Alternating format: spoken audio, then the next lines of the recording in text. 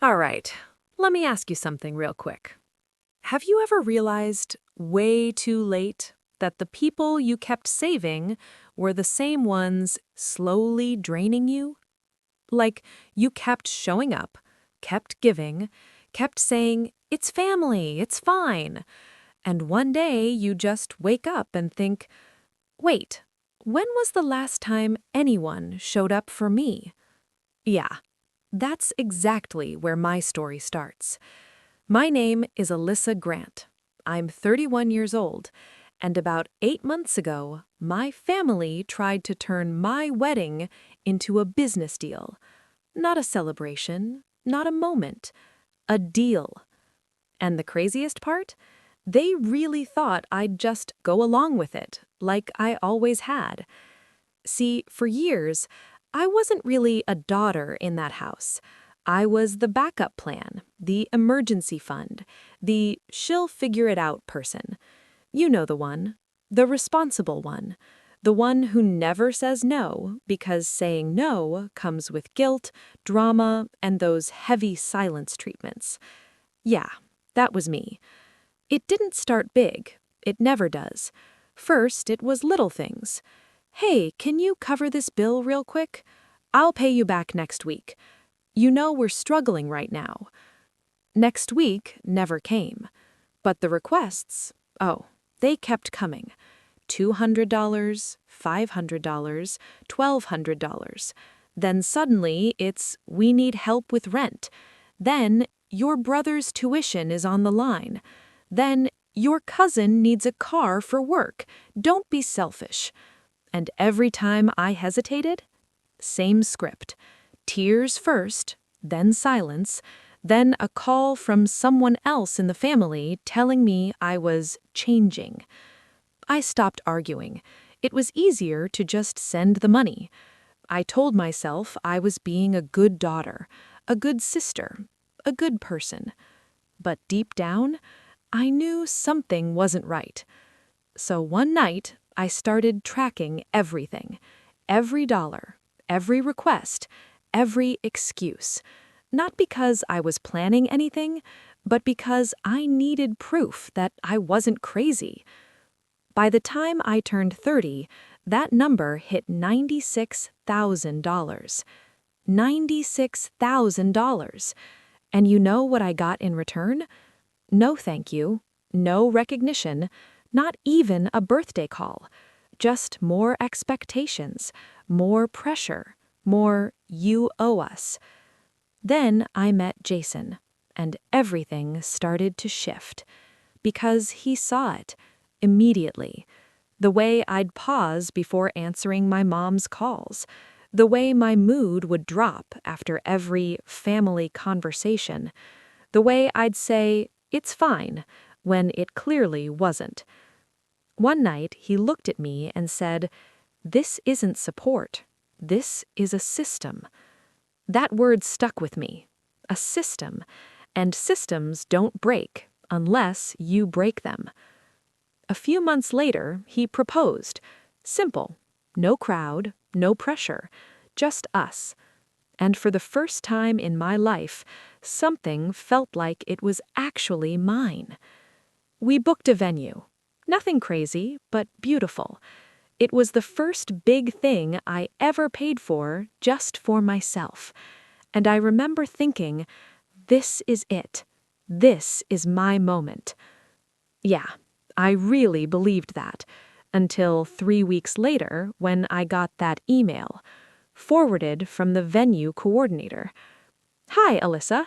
Just confirming your request to include your cousin's Brianna's ceremony in your event. We'll prepare an updated quote. I read it once, twice, 3 times. My brain couldn't process it. Brianna? My cousin? Sharing my wedding? I never agreed to that, not once. I called my mom, and she answered like everything was normal. Oh yeah, I was gonna tell you. That sentence right there, that's when something inside me snapped. She just got engaged too, my mom continued, and it makes sense to share. It'll save money. Save money on my wedding by adding someone else without even asking me? I don't even remember hanging up. I just remember sitting there, staring at the wall, feeling something I'd never felt before. Not anger, not sadness, clarity. Like everything finally clicked. Every ignored boundary, every "you owe us," every dollar, every moment I stayed quiet, it all led here, to them believing they didn't need my permission.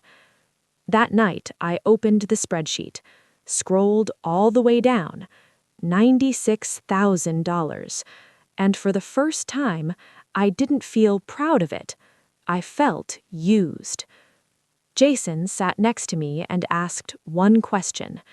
What do you want? Not what's right, not what's expected. What do you want? And that question changed everything. I didn't answer right away, but deep down, I already knew.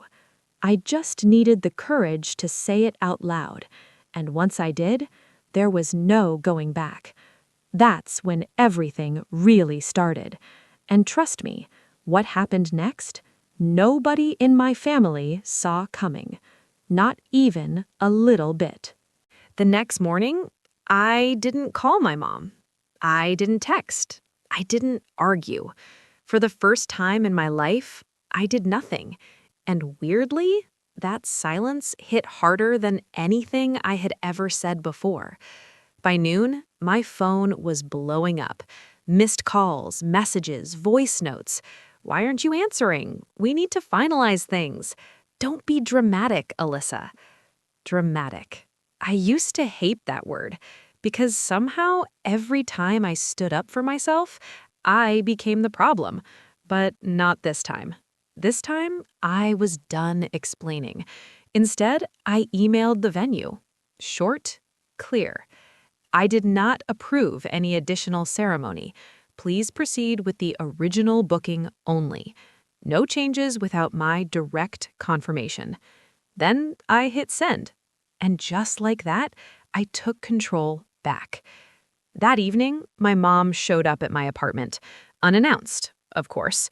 She didn't even wait to be invited in, walked straight inside like she still owned access to my life. "What are you doing?" she snapped. I stayed calm. "I'm having my wedding, the one I planned." She laughed. Not a happy laugh, the kind that tries to make you feel small. "You're being selfish." There it was, right on schedule. "For once?" I replied quietly. That caught her off guard. "You think everything is about you now?" I looked at her. Really looked.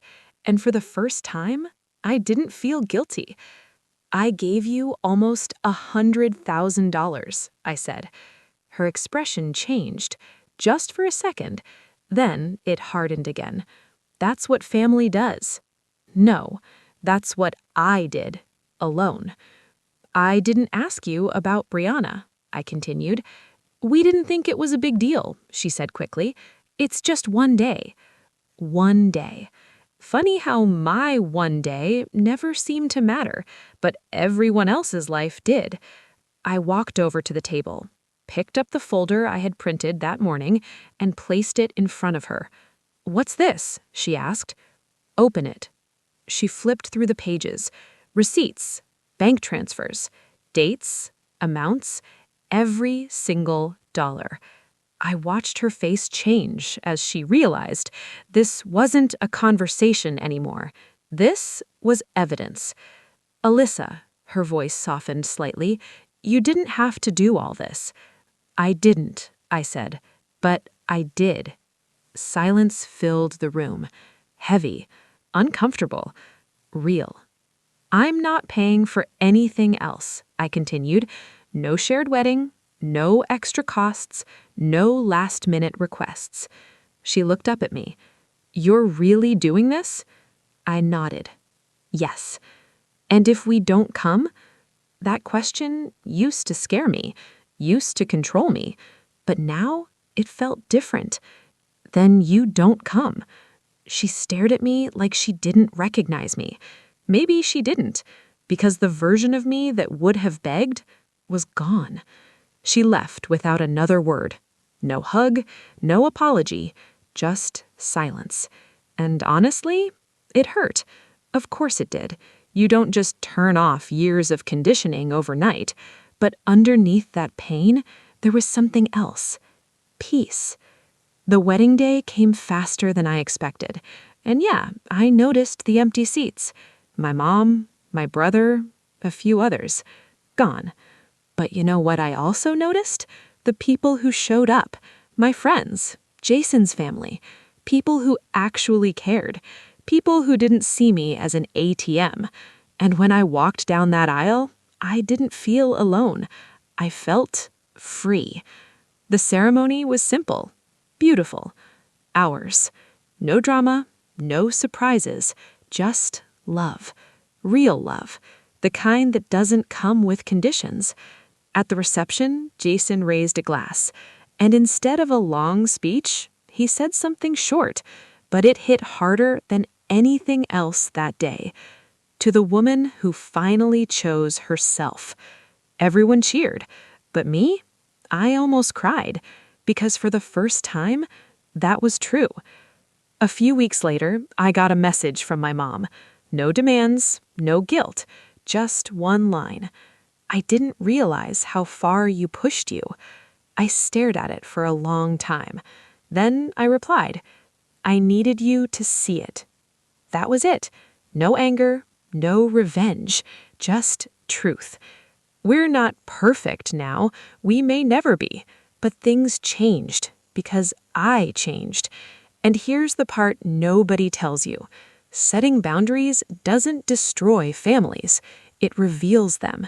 It shows you who respects you and who only shows up when they need something. And honestly, it's hard. It's uncomfortable. It hurts. But staying in a place where you're constantly used, that hurts more. So if you're watching this and you feel like you're the one always giving, always sacrificing, always fixing everything, let me tell you something I wish someone told me years ago. You are not selfish for choosing yourself. You are not wrong for saying no. And you are definitely not responsible for carrying everyone else's life on your back. Because the moment you stop, the right people won't leave. They'll step closer. And the wrong ones, they'll finally show you who they really are. And honestly, that's the best ending you could ever ask for.